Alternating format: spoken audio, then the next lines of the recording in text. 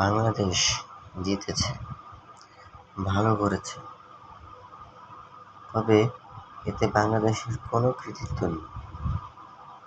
কারণ পাকিস্তান নিজেরাই নিজেদের কাছে খুব বাজেভাবে হেরেছে, এমন মন্তব্য করলেন পাকিস্তানের কিছু সাবেক ক্রিকেটার।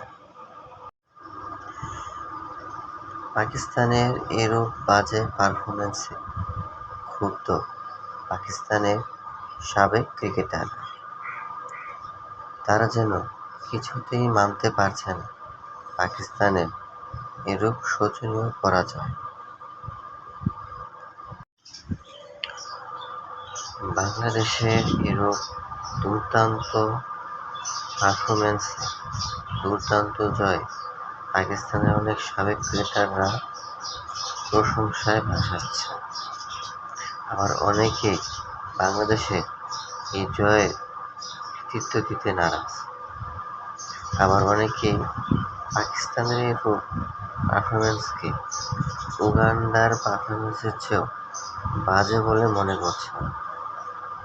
আবার অনেকেই পাকিস্তানের এরূপ পারফরম্যান্সকে বিরিয়ানি মিক্সড বলে হাস্যরসে মেতে উঠছেন। তবে দিন শেষে বাংলাদেশের ব্যাটিং ও বোলিং পারফরম্যান্স ছিল দুর্দান্ত। একদিকে নাহিদ রানার বোলিংয়ের সামনে যেমন দাঁড়াতে পারেনি পাকিস্তানের কোনো ব্যাটসম্যান, ঠিক তেমনি অপরদিকে তানজিদ হাসান তামিমের ব্যাটিংয়ের সামনেও পাত্তা পায়নি পাকিস্তানের কোনো বোলার। এমন বাংলাদেশকে তো দেখতে চেয়েছিল বাংলাদেশের 18 কোটি ক্রিকেট ভক্ত। তবে বাংলাদেশ কি পারবে এরূপ বোলিং এবং ব্যাটিং পারফরম্যান্সের ধারাবাহিকতা? আপনাদের কি মনে হয়?